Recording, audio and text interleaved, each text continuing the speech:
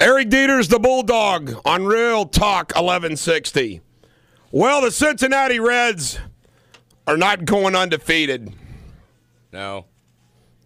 And Homer Bailey, holy cow.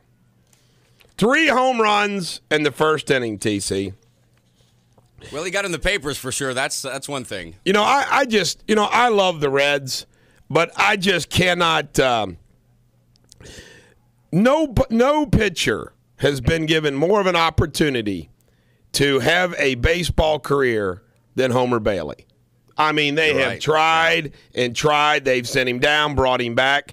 I mean, I'm telling you, I'm not a Homer Bailey fan. I'm tired of the wait. He's had enough chances. I think about some of the other pitchers they've traded away or they don't have pitching right now that they, Woods. I mean, I just don't get it. Travis Wood, I just don't get it. Now, I'm not going to press the panic button. It's only the second game of the year. People forget that in 1975, the Reds started out pretty rough before kicking in gear and winning the whole thing pretty handedly. But it's certainly a time of concern relative to the Reds baseball. Yankees beat the Orioles 6-2 to finally get on the board. They were 1-3. The Giants 7, Rockies 0, Astros 8, Braves 3. There's rumors about the Reds contract with Brandon Phillips.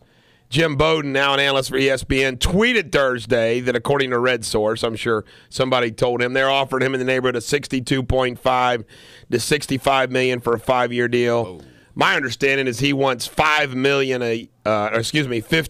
a year. 15 times 5 would be $75 million. Yeah. So they're a little bit. Montgomery in. Yeah, Pete Rose on Votto's extension. I'd give him a lot of money, but not that much. Remarking that the contract takes Votto close to 40 years. Get this, typical Rose. Knowing how I felt at that age, I don't know if I'd pay him that much for a first baseman. Kind of funny. Yeah. Time out. We got to stop for a second. Sure. What's the matter? You came in here, and I just sense that something's not right with you today. I told you, I had a rough day yesterday. I had a terrible day yesterday. It was a Monday. I know we got the sports music playing, but you want to get it off your chest. You want to talk about it. Yeah, but not this moment. Not right now? Not this moment. I'm going to share. I might share later in the program my day yesterday. Now, see, that's the difference between men and women. I just noticed that, okay? If you were a female talk show host and I said, what's the matter? You'd say, nothing. Ha! And I'd be worried for the next 2 hours. What did I do? What did I say? But you said, yes, something. I just don't want to talk about it now. I respect your feelings. I can tell you this, TC. It's not fatal, and I'm not dying. I don't have cancer. I'm not terminal. Okay. All right. So what else matters? When you're ready to talk about it. Joe Avazano, the Dallas special teams coach, This is funny. He passed away that wasn't funny. He passed away last week. But there was this story about him in the New York Times that I have to share with everybody. From 1980 to 84, Avazano was the head coach at Oregon State, an experience that made clear his future would not lie in college football. Over 5 seasons, his team's record, 6-47-2, was the worst in the country in Division I. His performance became national news when the president of the university, in a display that might be considered quaint today, declined to fire him after his 4th season. If winning means everything in college football, how can we claim it's educational? The president, Robert McVicker, said before the 84 season. What we say is that if we lose, you have learned anything. And the fact is, you often learn more by things you do wrong than things you do right. Must have been a smart group of football players. After a 2-9 season at 84, Avazano was fired by a new university president, John Bine. Change that philosophy right away. Or maybe he could coach with Isaiah Thomas. Maybe they both have records pretty similar. And we didn't cover this story last week on college football either. Bobby Petrino, the Arkansas football coach, who's a pretty good football coach, had a motorcycle wreck. He failed to disclose on the back of his motorcycle was a female employee. Oh, yeah. Half his age. Yeah. He's had to admit that there was an inappropriate relationship. Yes. Code word for, yeah, he was doing dirty deeds. Get this. The passenger was former Arkansas volleyball player and current football program employee Jessica Durrell, who is 25. Hello, Jessica. Jessica. And Playboy will be calling the woman that was riding on the back of Petrino's motorcycle. Exactly. She's got an appointment with Dr. Kurtzman. She's going to be all set. NFL commissioner upheld Sean Payton's 1-year suspension. Only loses $7.5 million. Let's hope he saves some of the $7.5 million from the year before. Lamar Odom has parted ways with the Dallas. Now, this is the final sports story today. This is kind of funny, too.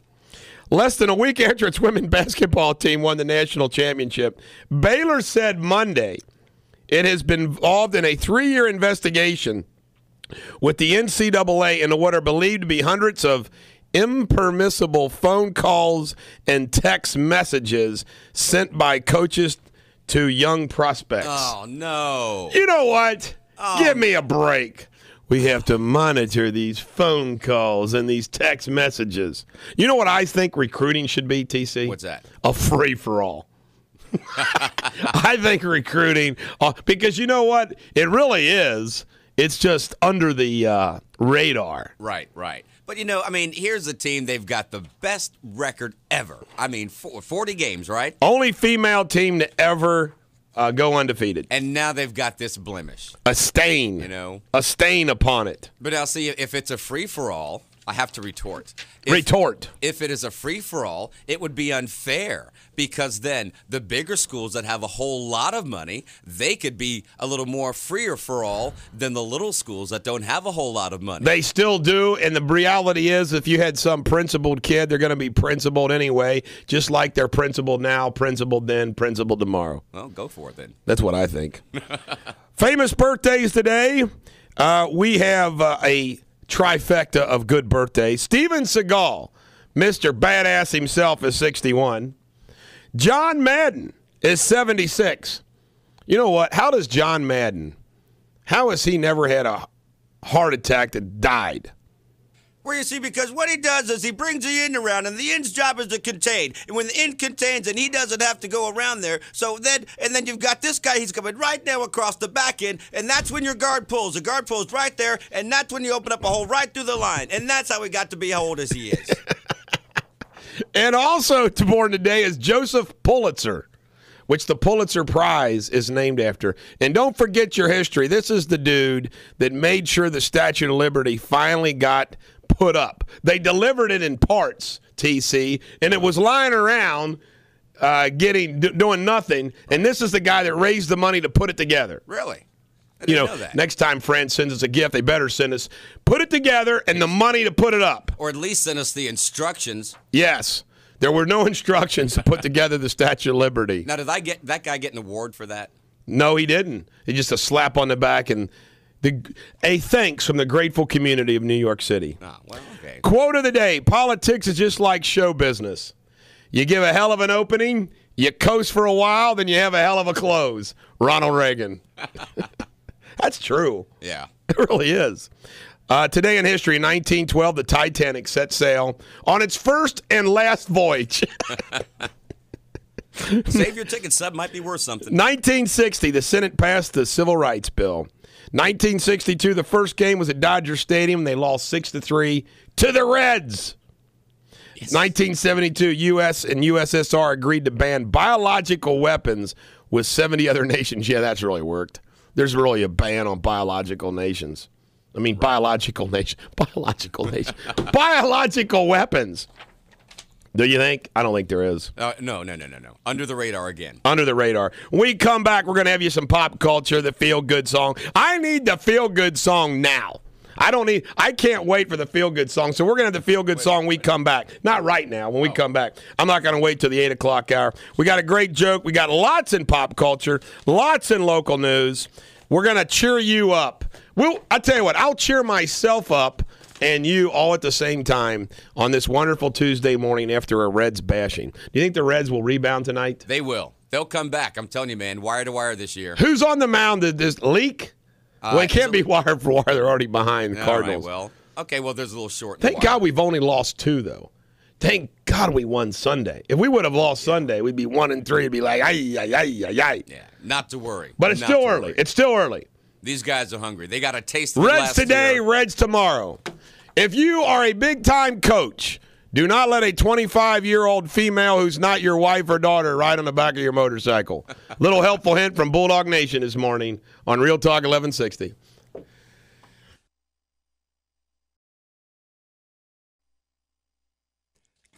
Make sure you listen up for Bill O'Reilly's Talking Points coming up at 7:28 this morning on Real Talk 1160. And now, back to the depressed, sad, the Bulldog.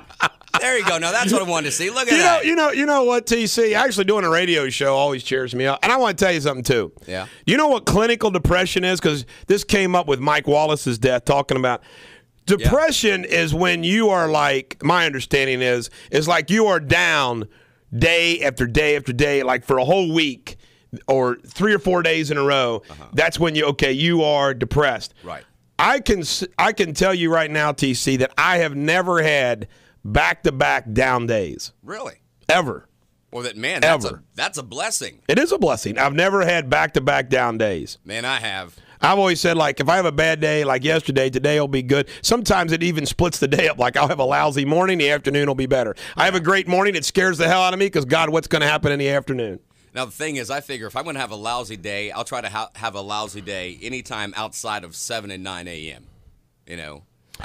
Now, before I play the feel-good song to get us all in a better mood, I will share with you why I had a bad day yesterday. Yeah. The good old Kentucky Bar Association.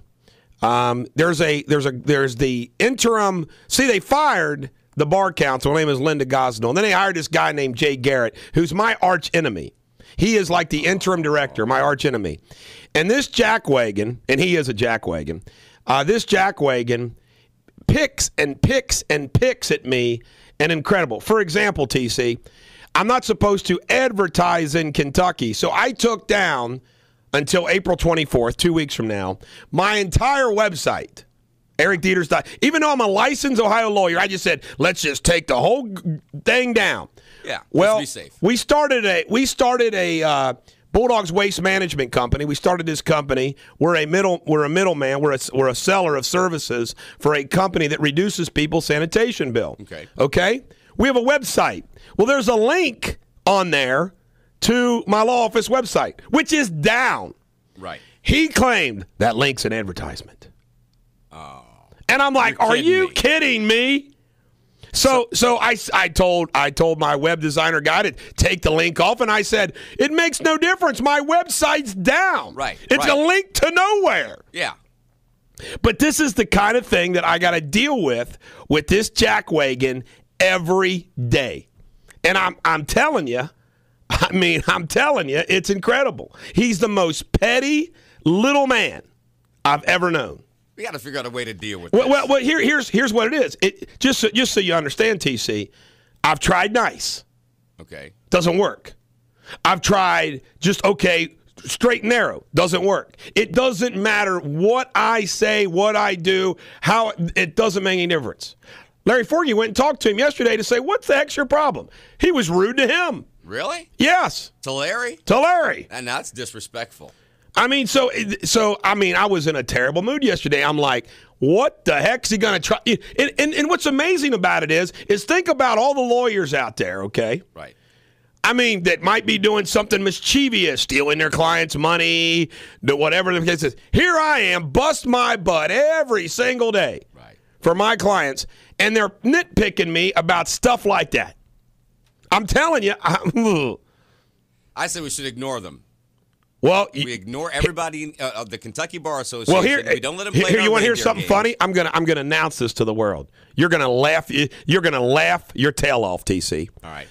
I have a great law practice in Kentucky and in Ohio, and I'm also licensed in Florida. I have lawyers licensed in Kentucky and in Ohio. I don't have to have my Kentucky law license. I don't. I could practice law in Ohio. Right. There's other lawyers in my office that could take care of Kentucky clients, and I can always get special permission to go into Kentucky and practice in Kentucky on a big case if I wanted to, okay? Right. I don't have to have my Kentucky license. I got so frustrated with these jackwagons a month ago that I contacted them about the idea of saying, you know what, can I just turn in my license in Kentucky and just say the hell with you guys for a while until somebody news down there? You're going to laugh at the punchline. You ready for the punchline? Yeah. They said, no, you're not allowed to. You can't even quit practicing in Kentucky if you got a Kentucky law license. You're not allowed to quit, TC. You're allowed to be suspended, but you're not allowed to quit. You're allowed to be suspended. You can't quit. Okay, now let's think about that law. Think about the logic of that. Even if I wanted to say, kiss my fanny, I'm out of here, they said no. It's kind of like the mafia. You can't get out. I mean, seriously, is that not the most incredible, stupid rule there is? That is. Now let me share another stupid rule with you. And here's another stupid rule. I went through the whole process, Board of Governors, Supreme Court. I beat 15. By the way, I should have beat all 19 of them. But I finally said, okay, hell with it. I'll serve 61 days and be done with this thing. Right. Well, this jackwagon, Jay Garrett, they accused me. This is funny. They accused me of not paying the Supreme Court costs. Well, guess what? It had only been 10 days. I hadn't gotten to it yet from February 23rd. Uh-huh. We tried calling them. We said, hey, who do we make the check out to? Nobody would return my secretary's call to find out who we write the check to. So she just mailed it in and said, hey, if it's made out to the wrong person, let me know.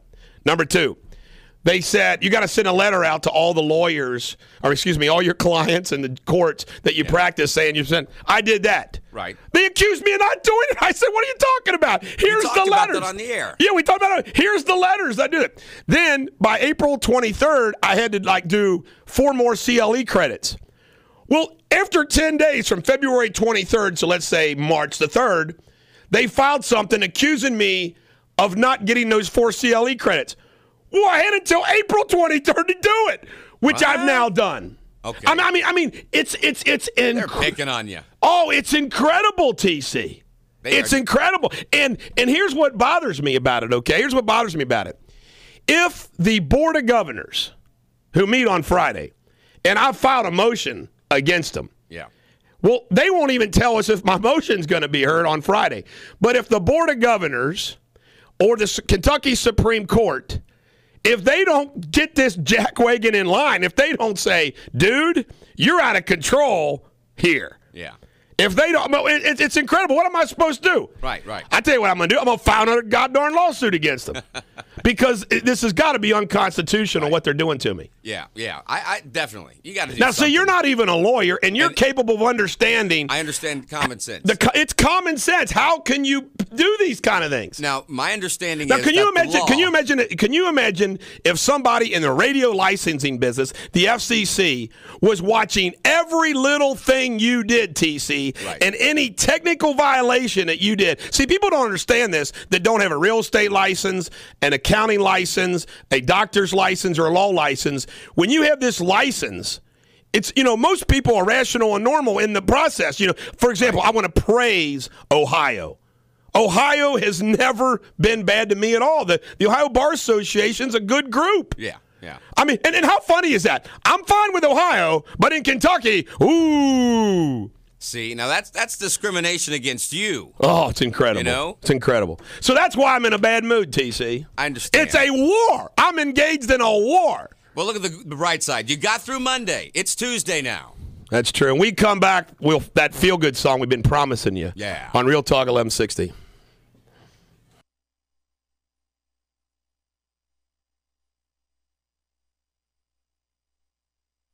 Eric Deters, the Bulldog, on Real Talk 1160. My newsletter and blog today rocks. And we're going to get to a lot of it today on the show. But before we do, I want to finish up my therapy session with TC, who's a great therapist. This is helpful to talk it out. You're right. Women hold it all in. We men get it out. That's right. TC, can you imagine, and I want to paint this picture for you. can you imagine if a prosecutor charged you with murder, and instead of convicting you for murder, the judge and jury, or the jury found you guilty of wanton endangerment, and the judge sentenced you to wanton endangerment, and you only had to serve a year instead of 20 to life. Right. And then the prosecutor, on his own, said, well, I'm still going to make you serve 20 to life. Wow, that's kind of harsh. Does that sound constitutional? No. All right. The Kentucky Supreme Court,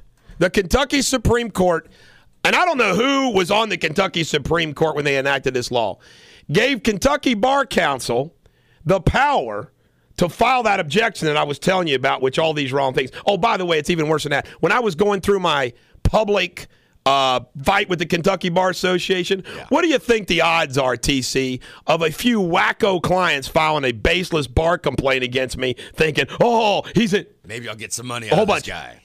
I've had 5, and they've been dismissed. Yeah. Dismissed. BS bar complaints filed against me, and they're dismissed. Well, they raised those. So the Bar Council dismisses them, but then tries to use the fact that they were even filed against me. Well, that doesn't seem right at all. Oh, especially if they're dismissed.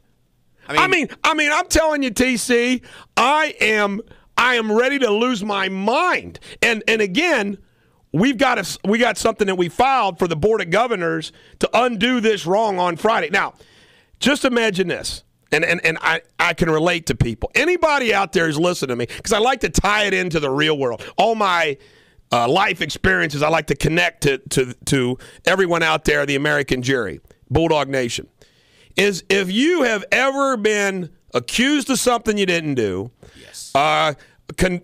You pled guilty to something you didn't do, you were unfairly prosecuted, you were unfairly pulled over by a cop for something, you were accused of something at work, you were discriminated against for whatever reason, anything that you've been wrong, I know how you feel. And can you imagine, I put this on the blog, the Shawshank Redemption. I told Chuck Holbrook yesterday, I says, Chuck, how in the hell do people who are innocent serving time in jail not lose their minds? You hear these stories, they're in jail 5 years, 10 years, 20 years for crimes they didn't commit. I don't know how they keep their sanity. And Chuck said, Shawshank Redemption, hope. And I said, well, I guess so. But it is just here it is too. Okay, TC, if I did something wrong, okay, let's say whatever it was that I did wrong, let's say I stole money from a client or something, okay? Yeah. And I got suspended or disbarred. You'd be like, well, I did something wrong. Or you commit a crime and you go to jail. It's like, well, I did something wrong.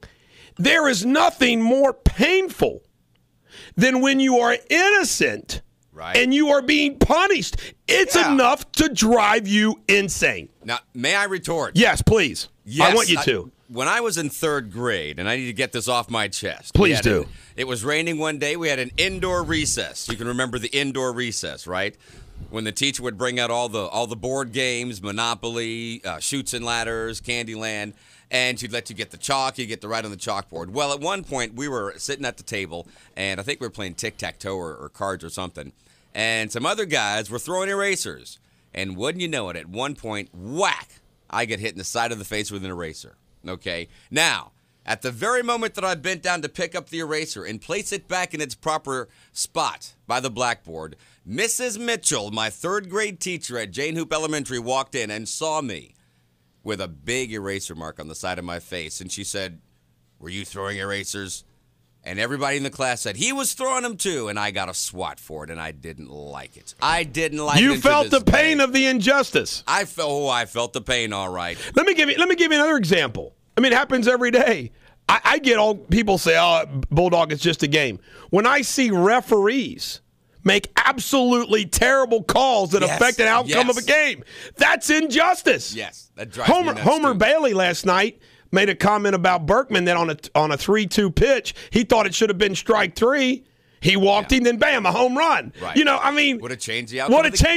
Of the game. I mean, it's an incredible injustice everywhere is just terrible. Right. You're right. And here's the other thing is too, TC. when you are in positions of power, when you have people, regardless of what they are, employers, judges, prosecutors, mayors, council members, when you have people in power, congressmen, presidents, that don't have apathy, don't have empathy, don't have empathy. Right. Don't have empathy. They don't have compassion. They don't have that sense of fairness and justice and no call.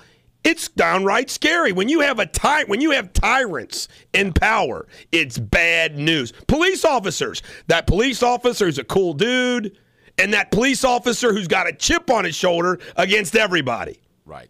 Yeah. Bad news. You're right. Well, see, now, like you were talking about off the air, now here you are and I said before with the jail thing back a while ago, and then the Nicole Howe case, okay, you made some enemies over there. You did the right thing. You were on the right side of justice, okay? You helped the little guy. Well, you see, here's the thing about that, okay?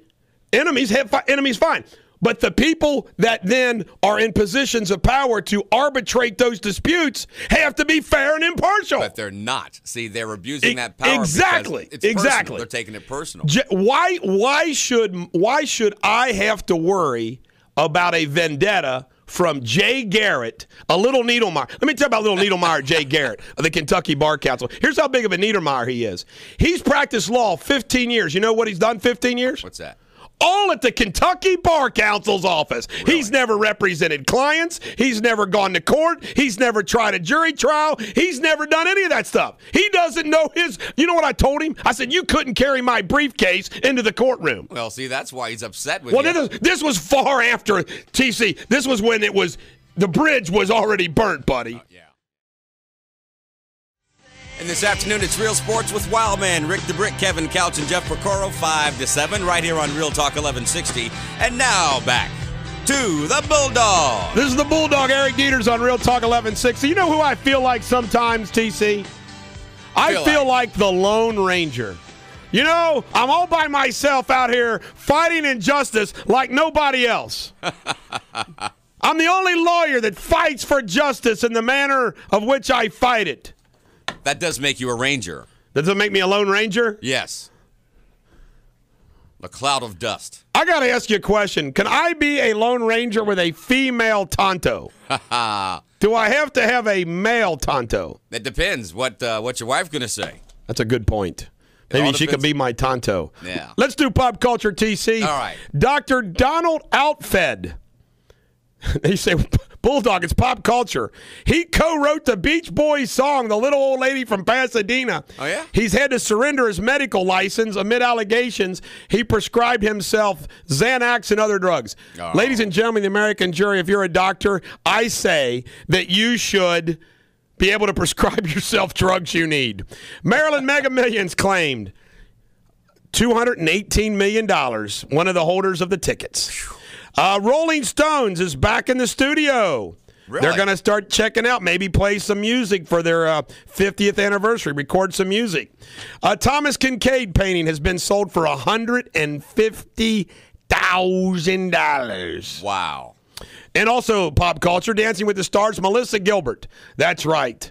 The Little House on the Prairie star suffered whiplash and a concussion last night. Yeah, what happened with that? I say let's sue somebody. Was it from dancing or It was from doing the dance routine. Wow. Donald Trump and Gloria Allred are going at it. Allred is representing that Jenna, the male, who's now a female from Canada, which Trump said let her be in the Miss Universe. Allred said that she couldn't find Donald Trump's you-know-what with a microscope. Why is she attacking? Why is she? That is disgusting. Gloria Allred is a jackwagon. Yeah, I mean, you can pick on his hair, but not. Yeah, you don't pick on a guy's junk. No, unless you've been there. All I got to say is about Trump. I'm assuming to have the ladies that Trump has. Right. He's got more than money. I'm assuming. Right. Now, this lawyer ought to be thinking, you know what? No matter what happens from this point on, she should be thanking the Don because look at all the publicity who cares about Miss Canada? Yes.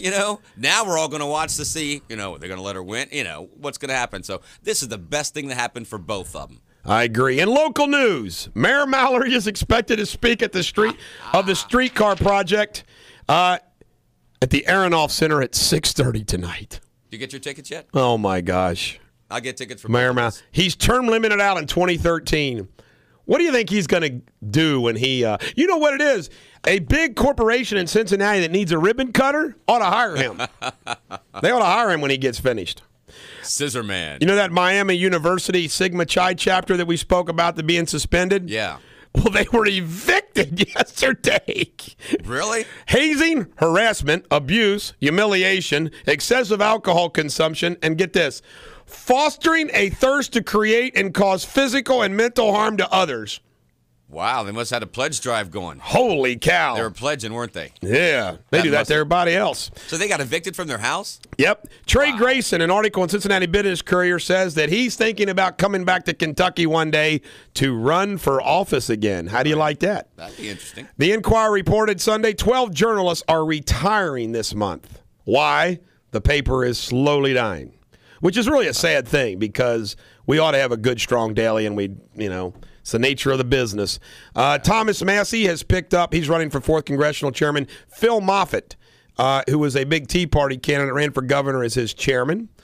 UC students are headed to Iraq. A group of University Cincinnati students will travel to Iraq later this week to start a 7-day teaching and research mission. Yeah, go over there and talk to Ahmadinejad. Just don't do any hiking. Yeah, don't do any hiking. That's a good point. You don't want to do any hiking in Iraq.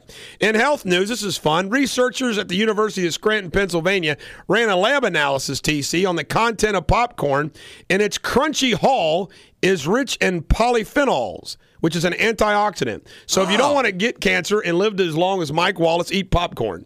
Well, that's a good thing to know. Absolutely. Popcorn. The prosecutor, Angela Corey, said in her decision to not take the George Zimmerman to the grand jury that it's kind of common. You know, the issue is whether or not she will charge him alone. She doesn't need a grand jury. And Zimmerman has a website now to raise money. Take advantage of it, old boy. He's got a website to raise money for lawyers and living expenses. Who wants to donate money to George Zimmerman for living expenses and his lawyer? I mean, come on, man. Yeah. George, you know what? I don't know if you should have done what you did or you didn't do, but I ain't going to give you any money, buddy. Now, that takes a lot of audacity for him to do that, don't you think? To ask for money? Yeah. Oh, get this. I'm not going to name the guy's name because I like him, okay? I got in the mail the other day, or an email. It was an email. A request from somebody who wants to go study abroad or do some kind of studying. And he asked me, like, they need a couple $1,000. And then he sent this out to a whole bunch of people for money. And I'm scratching my head saying, are you kidding me? Really? I mean, all the bills I got, and I'm supposed to send money to somebody to go study somewhere? I have heard of people doing that. Will just send out random emails and hope that they, say if you can donate $1, $10, $50, $100. How about this? A kid has a chance to go to participate in an athletic event. Right. Like they got a select athletic team. Yeah. They wanted to donate money from us. Like, come on, your parents ought to pay for your little butt to go to Florida. You know what I'm saying? Yeah. I get these requests all the time, and I donate to good causes. I do. Yeah. I'm a sap. I can't say no. But come on. Can you give us $200 to sponsor our kid to go to Florida? Well, I'll tell you what, though. No, I can't. The thing is, a lot of times, like my daughter was in dance for, she did the competition and thing, and she traveled. Man, that gets expensive with costumes and hotels and your travel expenses. A lot of times, the parents were doing fundraisers. Selling hot dogs at a Bengals game or, selling like something like buddy cards and that kind of thing. Right. By the way, buy Marco's Pizza. So different things like that. But, it's a lot of money that those parents have to raise, so. Another thing is Jack Wagon, Jay Garrett from the Bar Association said to me, he said that my blog and newsletter made references to legal stories. Okay, now I'm gonna share some legal stories, and I want to ask everybody as you're listening to this sounds like I'm advertising I'm a Kentucky lawyer. The Ohio Justice Association, I've been asked to serve on the Board of Trustees. This is the plaintiffs and criminal defense lawyer organization for Ohio. I'm honored they asked and excited to serve. TC, is that advertising myself as a Kentucky lawyer? Doesn't sound like it. Raymond Terrell, 89 years old, was indicted for rape. Yeah, what's up with this? And unlawful sexual conduct with a 13-year-old. That's disgusting. Is that advertising myself as a Kentucky lawyer? No. Jay Garrett says it is. That's Middletown. What, that Middletown that happened? Yes. Yeah. It's already against Washington state law to discriminate against public breastfeeding, but the Seattle City Council on Monday made it illegal for businesses to ask them to move, cover up, or whatever. Does that sound like I'm advertising as a Kentucky lawyer? No. The Attorney General Eric Holder says there's no proof that in-person voter fraud is a problem. A video from the April 3rd primary in D.C. shows a young man present himself as Attorney General Eric Holder by providing his name and address and is promptly handed Holder's ballot. Some guy impersonated the Attorney General and got the ballot. Why would you want to? Of all the people to impersonate. God. But there's no problem. Now, does that sound like I'm advertising as a Kentucky lawyer? No, not I swear to God, this jackwagon, Jay Garrett, maintains my reporting on legal news stories around the country is advertising as a Kentucky lawyer. I don't think this. See, they're picking on you. Well, he's picked on the wrong guy. Yeah. You know what? Gosnell got fired. Garrett needs to be fired. You know what? They're taking applications for commercial break. Yeah, this is the break. They're taking applications for bar counsel. I ought to apply. Me too. Eric Deters, the Bulldog on Real Talk 1160.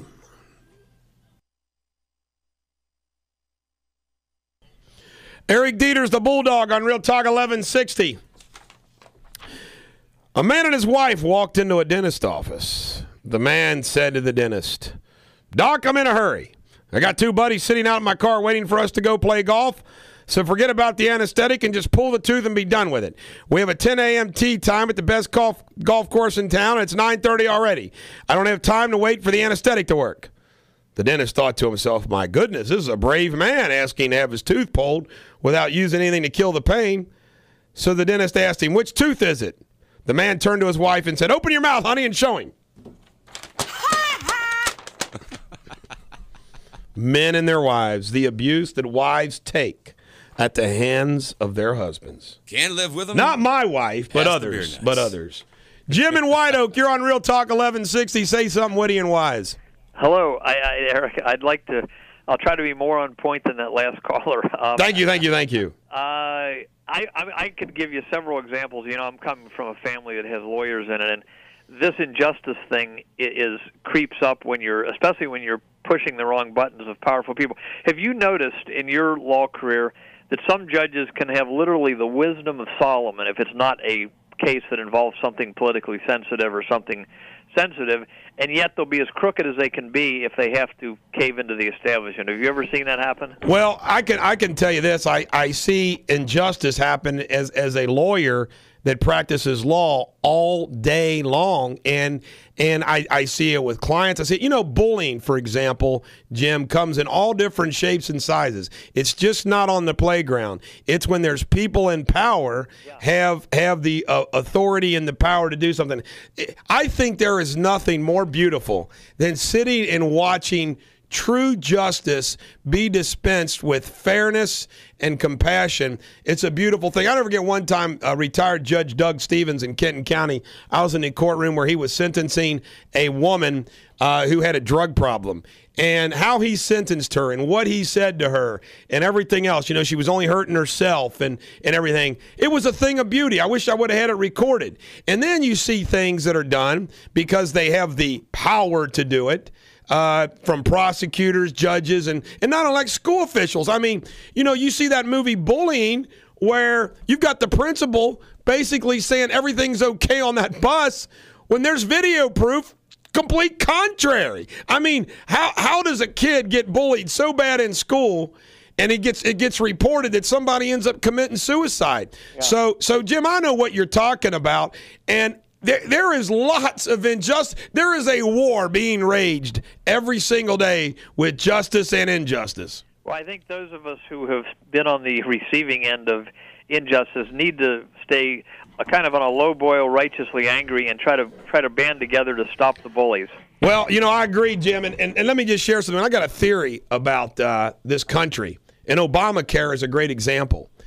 And this is going to almost sound like a defense of Eric Holder, but it's not. Here's what's happened. The people who control the United States of America, are establishment lawyers. Those establishment lawyers are elected to Congress, the Senate, the United States House of Representatives. We have one in the White House. Yes, Barack Obama can't claim he's not part of the establishment. He was part of the Chicago establishment.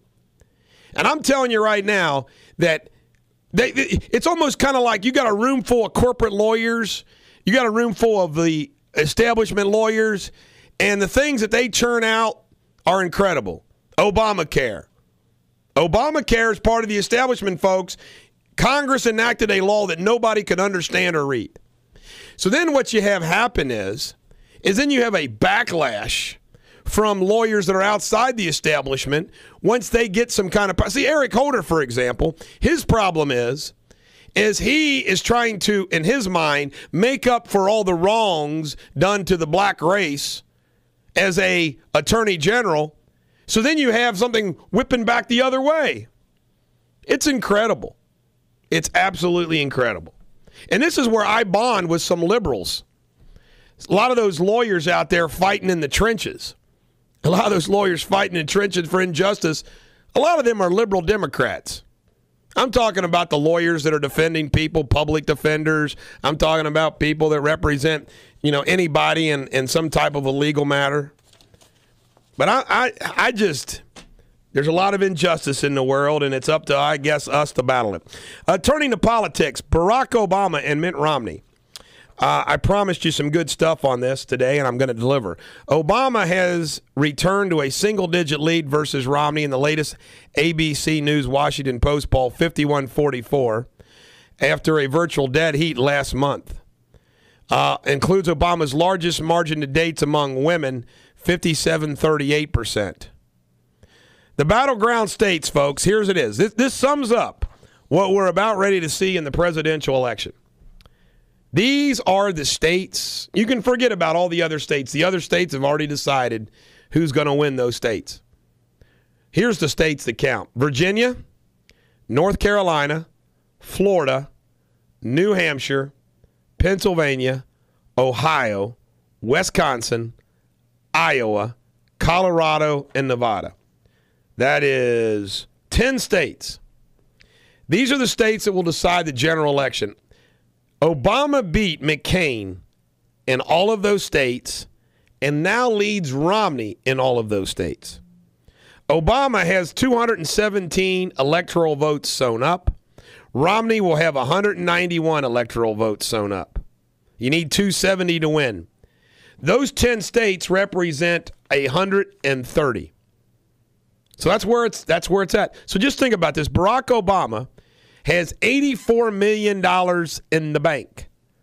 He has 500 staff members.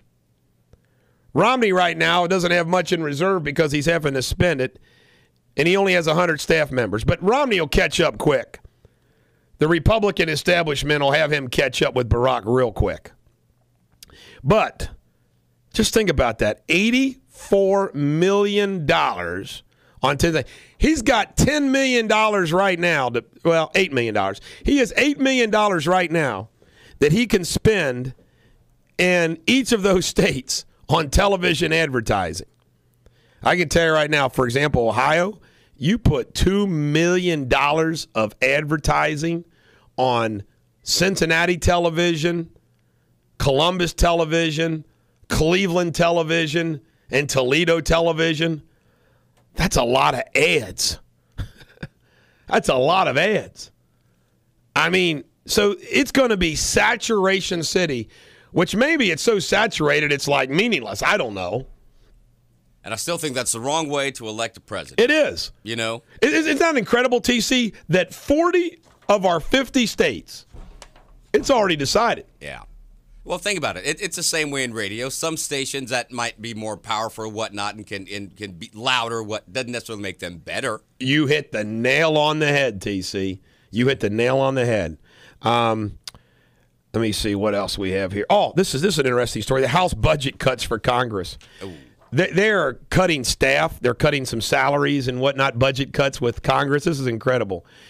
This guy has got the biggest budget. John Lewis, Democrat of Georgia, $1.4 million budget. Really? That's incredible. To do what? And here are the top. Let me see here. I'll go through it. 1, 2, 3, 4, 5, 6, 7, 8, 9, 10. The top 10 biggest budgets in Congress are all Democrats. Okay. All right. That makes sense. The bottom 10, these are people that, listen to this, Andor Crenshaw, Republican of Florida, didn't spend $400,000 of his $1.4 million. Of the bottom 10, there's only one Democrat. Really? These are people that got like 1.4 and they didn't spend it all. Rand Paul, for example, I know didn't spend all of his budget. The next primary is April 24th, folks, which is just you know what's big about April 24th? That's the day I get my Kentucky law license back, and Connecticut, Delaware, New York, Pennsylvania, and Rhode Island vote. By the way, Bella is out of the hospital, and they say Rick Santorum is going to return to the campaign trail. Rick. I was just going to go to Glenn, and Glenn hung up. Glenn, call back. Glenn, call back. I was going to put you on, buddy. Anyway, so I will go ahead and talk about it since Glenn hung up. Yeah. There are 57,860 in the U.S. with 30 million or more in investable assets. That's kind of like liquid, like stocks and bonds and stuff like that. I just want everybody to know I'm not one of them. Neither am I. 57,860 in the U.S. with 30. You know what? Now, I'm sure a lot of those people is old money. A lot of them are new money. You know what? Good for them. Money's money. Let's make more of them. Yeah. The solution to that, I'll guarantee you, TC, there's people that are going to look at that and say, let's attack them. Let's attack them. Let's not attack them. I say this. Now, and I know you're against this idea, but let's give them a reason to start a small business. I'm all for that. I'm all for that. 10, 15, 20 people. Absolutely. You said there's 57,000 of those people? Yeah, 57,860. I saw this on, I don't know if it was CBS. I think it was the CBS Morning Show on Sunday. There was this guy that began the organization, Hire One More or One More Hire. He basically advocated every business just to hire one more person. Yeah. And a lot of people have joined it, and it's kind of, he feels like he's helped get about 1 million people hired. When you think about that, if every business, some way, somehow, figured out to hire one more person. The problem is you got a lot of big companies sitting on a lot of cash that could hire a lot more. Yeah, who's the story you had the other day about someone taking advantage of the economic... UPS. Yeah. They're sitting on cash. I know. This guy, he's in middle management there, and he says, man, they are using this as an excuse to cut. See. He says they're rolling, but it doesn't make any difference. Now, take these 57,000. That's 57,000 new businesses. If they could each hire 5, 10 people, that's 570,000 new jobs created. That's right. Now, I'm going to give you a Corporations 101 class, ladies and gentlemen, the American jury. A corporation is owned by its shareholders who elect the board of directors to set policy, who hires the officers, and the officers run the day-to-day business, okay? A CEO is an officer hired by the board of directors who hired by shareholders. Now, in a lot of these big corporations, you have institutional investors that control large blocks of stock. It's not like, Mary, Tom, Dick, and Harry all own, the corporation stock and they have much influence. The institutional investors have influence. Right. That explains why this kind of thing happens. Now, we all know that Ford's done great. Ford's, done a great job, didn't have to have a bailout. The Ford CEO, Alan Mulally, collected $29.5 million in 2011. Man. $30 million. I just don't get that, TC. Is he worth that? But gosh, if you're... really, isn't $15 million enough? Yeah, exactly. It's like... And you think about these ball players, making 20, and you compare them and say, yeah, compared to that, it's enough. But what it does is it gives the people that attack the 1%ers an excuse. Yeah. You know what I'm saying? Right. It gives them an excuse, which you don't want to give them an excuse, but it gives them an excuse. Let me see here. Best Buy, They are closing 50 of their U.S. big box stores and cutting 400 corporate jobs and trimming $800 million in costs. Unemployed geeks. And they're going to also open 100 smaller and more profitable Best Buy mobile stores. A Best Buy trailer coming to your shopping center near you. You know what that says to me? The overhead is too high. We can't afford the heating bills. That could be. They've got this big box store warehouse building. That's a lot to heat. We ought to play that Who song, Going Mobile. You can find that. If you want to, but you don't have to. I just thought of it. That's a good song, Going Mobile. I like Friday. Baba O'Reilly. That's a good feel. Do you have another feel-good song for me? Yeah, I heard you picked out a feel-good song to pick me up after my therapy with you. Yeah, because when you're down, you get back. You keep fighting. You don't That's quit, right. That's why I'm the Bulldog. You get knocked down. I get knocked down. But I get up again. I get up again. That's right. Who sings this song? Chumbawamba? Chumbawamba. Chumbawamba. And the song is called Tub Thumpin'. That's the whole key, is to get up again. The best revenge, TC, is success. You're right. It drives the enemies nuts. Now, see, when this is all over at Christmas time, what you ought to do is get a nice Norman Rockwell-type Christmas card and send it to everybody at the Kentucky Bar Association. That is correct. Be sweet and sappy. That'll just kill them. I made enemies of a large group of people when I won the Nicole Howe trial out of jealousy. Yeah. And Sarah Jones is waiting for my return. And it's incredible to me that Jay Garrett has never tried a case where somebody's freedom was at stake. Never. Right. He's never had that responsibility in his hands. He can sit back and be a needlemeyer. I love that word. It's a great name. Shot by his own men in Vietnam. If Jay Garrett were to go serve in Afghanistan, his own men would shoot him. Well, let's not send him. We don't want anybody else to get shot now. Not anybody from here, anyway. No, we don't. Let me see here. Conventions to boost the local, bring in an estimated $1.6 million in economic impact and more than 5,400 hotel rooms. The Midwest, listen to this, the International Quilt Festival, the National Tattoo Association, and the Midwest Homeschool Conventions are scheduled in the month of April. The International Quilt Festival, I wonder if my wife knows about that. You learn tattooing at homeschool? Yeah, you learn how to get a tattoo.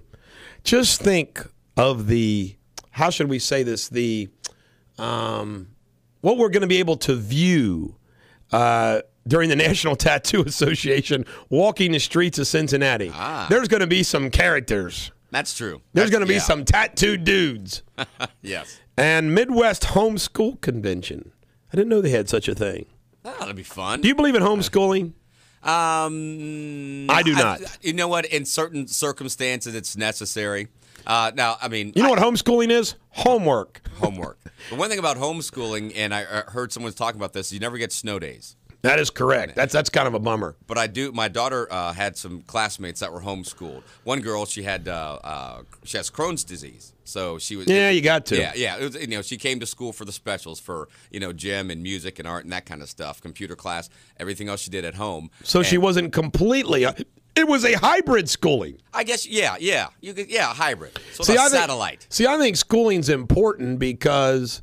Going to school is important because of all, it sounds, cliche-ish, but the relationships, getting along with the other kids, the facilities, the team sports. You learn cooperation when you have to. Learn cooperation, get to observe injustices. Theme song of today, Injustice. That's it. Thub thumping. This is the Hall of the Injustice League. The Hall of the Injustice League. Oh, my goodness. Healthcare overhaul. Leading conservative economist Charles Blahouse, who serves the public trustee overseeing Medicare and Social Security finances, says Obama's health care is going to add $340 billion in the federal deficit, TC. When we come back, I'm going to share with you an editorial by Jack Welch in Fortune magazine, which I think you will thoroughly enjoy. This is the Bulldog on Real Talk 1160. Eric Deters, the Bulldog on Real Talk 1160. I got to make a couple comments as I'm raising hell. You're not raising hell. You're raising the bar. I'm raising the bar. Mike Huckabee is now here from 3 to 5 every day, and I got a kick out of his commentary about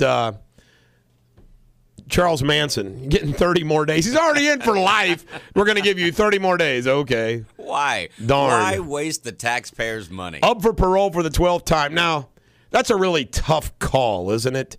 If you're on the parole board in California and Charles Manson comes in, come on in and join the show, Chuck. Charles Manson comes out. You're blocking the video. Good job. He comes in the studio in 5 seconds. He's a problem. You mentioned Charles Manson, and in walks Charles. But anyway, can you imagine the parole officers in California and they're evaluating Charles Manson?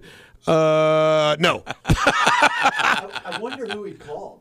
Who took that case? He comes in there. Can you imagine Charles Manson? He's like, he killed all those people. He had them all killed. And he's up for parole, and it's like, you're reviewing them as, no. Right, or, right. Did one of them say, well, let's think about this for a minute. Yeah. Let's discuss this. Mr. Manson, do you feel like you've been reformed? and you're looking at a guy with a swastika tattooed on his forehead. And he's having research and find out who he called with that cell phone that he smuggled in. Chuck, get on it. You're on that. And the second thing I got to mention is this. I think we all agree that when we go out with our wives, or in your case, your fiance, your TC, your girlfriend, you like when the woman that you're with is attractive and looks good and everything else, okay? Mm-hmm. How could you deal with, at least me, this is how bad I am, being married to someone like Gretchen Carlson, who's on national television, and she's a good girl. Yeah. But she shows her cleavage every single day to the 500,000 or 1 million people watching her. I'm like, come on, Gretchen. I don't want everybody to look at your cleavage every morning. For God's sake, would you cover yourself? Or does the guy say, oh, good, man. You're getting them all aroused out there, Gretchen. Keep it up. He's sitting around with his buddies going, gentlemen, I'm having steak tonight. But you know what I'm saying? Come on. I wouldn't want my wife showing her cleavage to the world. Yeah. Show it to me. Show it to me. That's it. Remember, what's that saying about all men? We want our ladies to be angels in public and in private. Yes. Something a little That different. is what I want in my wife. Exactly. Angel in public and in private. I would like one of those girls that danced in a 1980s rock video. Right. I don't care who. Right. Any one of them that was just hanging on the car hood, spread out. Yeah, like Tawny. What's her name? Tawny Katane. Tawny Katane. Tawny Katane. It's like, I want to go on a date with Tawny Katane. Now, I can't Hey, even... man, how you been? Everybody has seen you, Tawny Katane. Every time I hear a Whitesnake song, I think, ooh, yeah. Tawny what's she doing Katane. now? I think of OJ. That was his girlfriend at the time of his murdering, wasn't it? But really? Yeah. OJ was dating her. I didn't know She that. broke up with him. Yeah, listen, She's OJ, it's not you, it's me. She's like, how do I do this smoothly? Yeah. You break up with a guy who will kill you with a knife. You gotta blame it on something else. Like, I'm moving to New York. Yeah, it's not you. I just don't like the decapitation thing. I've been so much funnier. I kind of don't want to ruin it with an editorial of Welch. Have you been listening to my commentary about injustice, Chuck? Yes, I have. Have you ever been a victim of injustice? Or no? Chuck's like, No. Man, I've gotten lots of praise. I've gotten away with everything I've ever done. Yep. It must Let's be hear about nice. Yeah. Let's hear about them. Good for the Hey, soul. just like we don't want to hear see the cleavage, we don't want to hear the secrets of Chuck. Some things are better left unsaid, right? All right. Exactly. This is they from never Fortune magazine that was written by Jack and Susan Welch. Now, they're a husband and wife team, but I'm like, yeah, right, Jack wrote it. I want to read this now. I'll read it with passion, okay? If one word sums up the results of the Republican primaries, it's got to be, huh? Or taken out as shorthand, why is it that Mitt Romney, a candidate with mountains of credentials, a boatload of cash, and 6 years of planning, loses where he should win and only squeaks by where he should clobber, all the while Rick Santorum, a long shot if there ever was one, goes around capturing hearts and votes? Not that there aren't plenty of answers to this question, quite the opposite. Everyone in the pundit sphere, it appears, agrees in one form or another that Romney's problem is about connecting with people. He just doesn't seem, as the nattering goes, very authentic. True, I did talk about that, didn't I? Long ago. He's telling me, I said this 2 months ago, Jack Welch. True authenticity alone doesn't make you a leader, but you sure can't be a leader for very long without it. The reason's simple. Authenticity makes people like you, trust you, and follow you. See, I'm authentic. That's why I have a nation. Surely Mitt Romney, who's been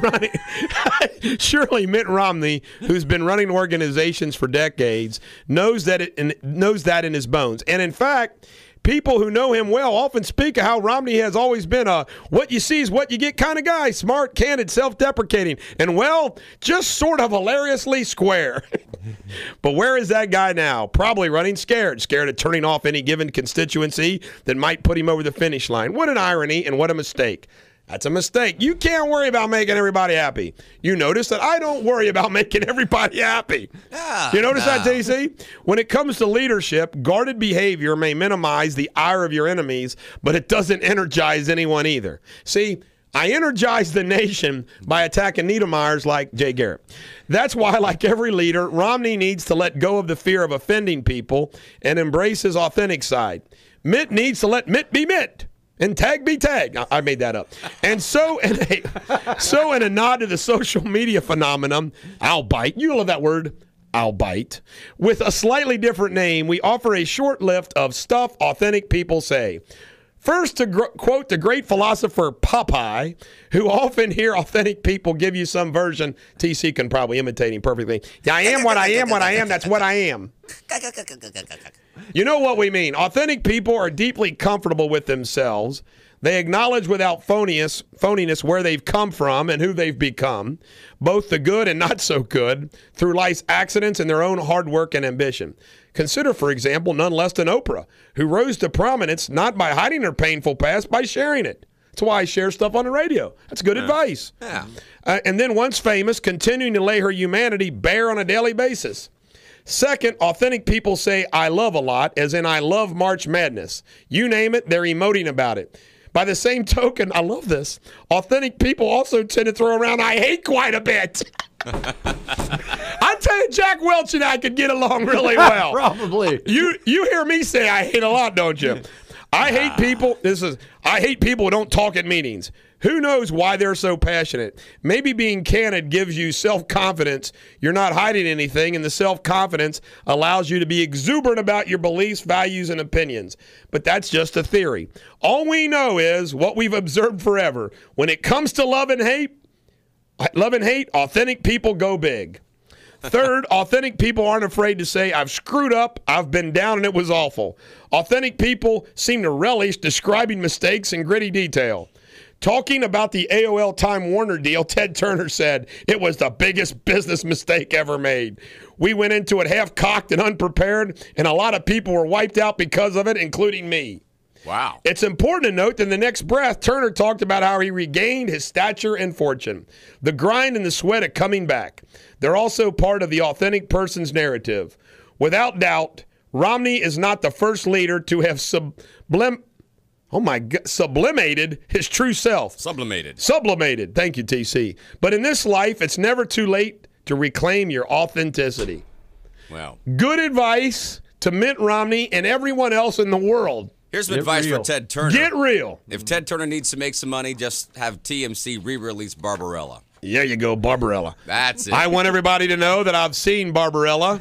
I liked Barbarella. Barbarella had no plot, and I still like the Barbarella. Barbarella. I wonder if Ted Turner watched Barbarella before or after meeting Jane. We'll get you a Barbarella poster for the studio. It's like afterwards. Yeah, Wildman would like that. It's like after watching Barbarella. It's like after watching Barbarella with her, he turned to her and said, I want a divorce. Everybody's already seen you. Or maybe said, I got to get her. You never know. Who was the movie that she bared all with Jack Nicholson?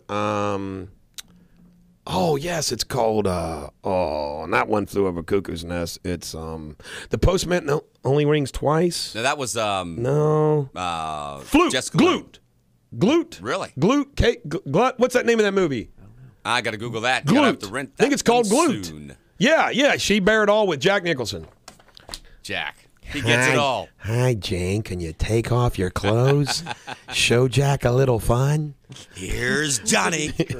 One of the funniest posts I've ever seen, Jason Deathridge, Bimbo Man, gave to me was a picture of Jack Nicholson's big face on a poster looking straight up with that big, ugly, big, nasty smile of his, and he says, I'm here to pick up your daughter.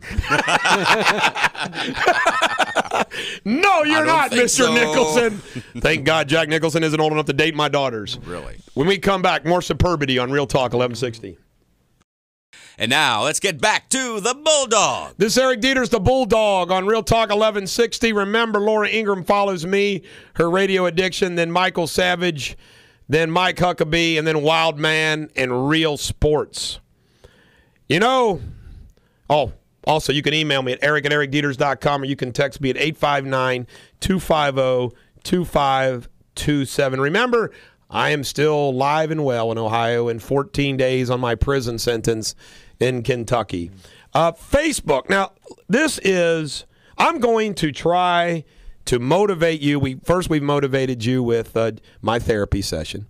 And then TC is a very good therapist. And then we motivated you. See, even the Bulldog needs therapy. Of course, my therapy is public. Then, in addition to that, we motivated you with Jack Welch about being authentic. See, it's good to say, I love and I hate, instead of being mealy-mouthed, anal retentive needle Myers through life. Be passionate, folks. Be passionate. Now, I just want to inspire you all a little bit more, because I want to tell you something right now. I have actually on my payroll now somebody I can't afford. He costs too much. If you're listening, Brad, that's right. That's you. Brad Amster, my web designer.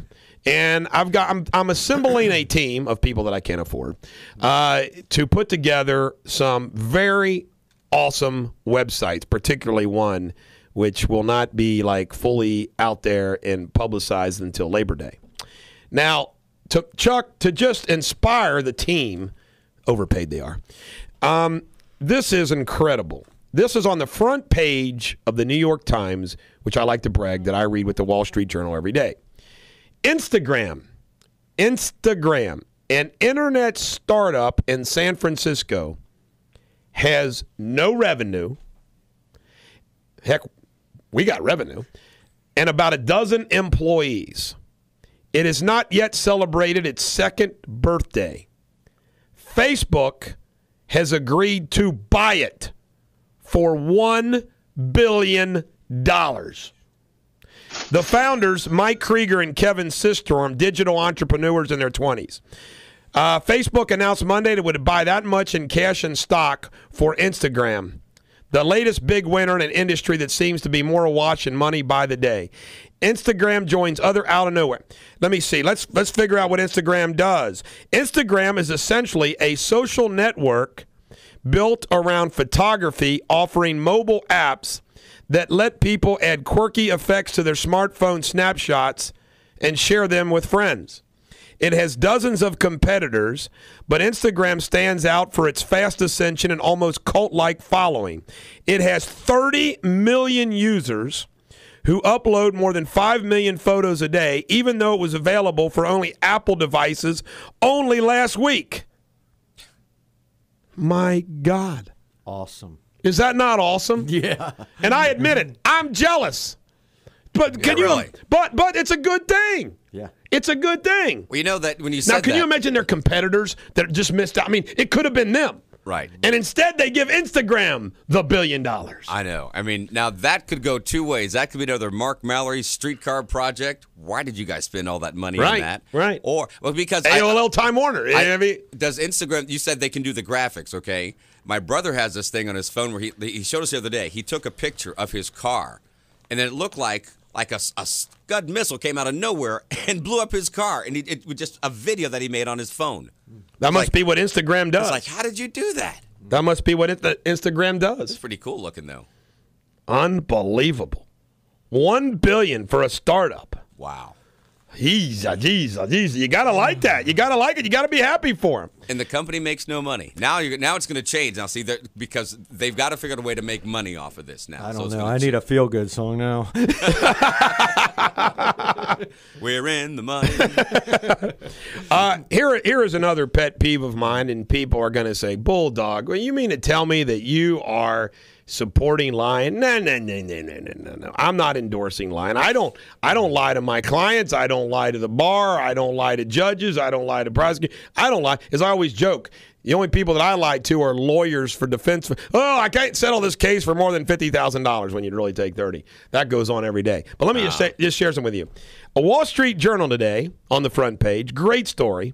When federal prosecutors can't muster enough evidence to bring charges against a person suspected of a crime, they charge him with lying. Knowingly make a material false statement in matters of federal jurisdiction. And what it is, I mean, it's kind of like, this is an example they use. Nancy Black, a marine biologist and operator of a whale watching boats, recently became ensnared 101 when one of her boat captains whistled at a humpback whale that approached the boat a few years ago. Regulators investigated whether the incident constituted harassment of a whale, which is illegal. Harassment of a whale is illegal. Get this. This past January, Miss Black was charged in this case not with whale harassment, but with lying about the incident. She also faces a charge of illegally altering a video of the whale encounter. Now, ladies and gentlemen of the American jury, does that sound like justice?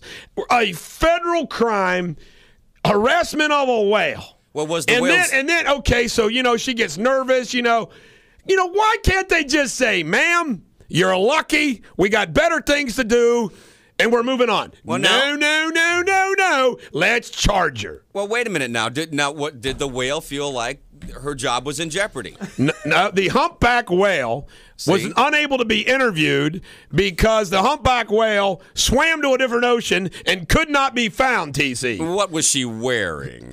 The humpback whale was nude. Unable to be disposed. Nude.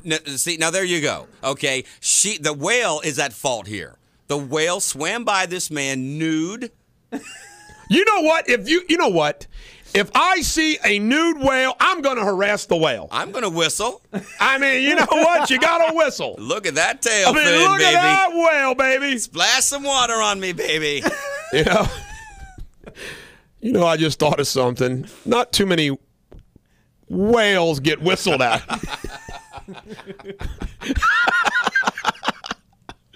We're funny. You might have thought it was a compliment. Good God. There's a law for whale harassment. Man. But isn't it based on the lie? Ladies and gentlemen of the American jury, you know what? I'm all for the Constitution, capitalism, and God, the three pillars. But there are days that I wish I could be king of America and just correct all the wrongs. It would probably take, in all seriousness, it would probably take a year. But how cool would it be for Americans to say, we're going to suspend our Constitution. Bulldog, we're going to give you a year. You clean up the mess. And you know what? You could. If you had the power of the king, you would clean up the debt problem, the deficit problem, the bureaucratic red tape problem, the regulation problem, the illegal border problem. You could do it all if you were king. But no, not in our constitutional government we have. Unless they're all on the same side. And then even then they don't get along. Oh, my God. $1 billion, man. I can't get that out of my mind. That's a lot of money. Yeah. Chuck Holbrook, what is on your schedule today? Oh, I have to go. Do you have any legal commando jobs? Yes, I have to go meet with the family over in Cincinnati and get some probate papers signed. Yes, very good, very good, very good. I got to do a couple other things. Chuck's a legal commando. He goes out on the field commandoing. Mm-hmm. He does. Yes, he does. He does a good job of it. Clients like him. They should. It divides me up a little bit more. Right. Jay Garrett will probably charge me with something about that. You can't have somebody do work for you. That's right. What the heck are you doing? What do you think you are, an employer? I mean, come on. You can't employ anybody. You got to fire everybody that works for you. You can't clone yourself. Now, before we end the show, I need to ask you, as your therapist, How are you feeling knowing that this man is after you? I'm feeling better today. Oh, good. Good. I'm feeling like a warrior. Yeah. Warriors, come out and play. We Warrior come back poet. tomorrow. Every dog has their day. Mine wasn't yesterday. I hope it is today. I hope you have a great day. This is the Bulldog on Real Talk 1160.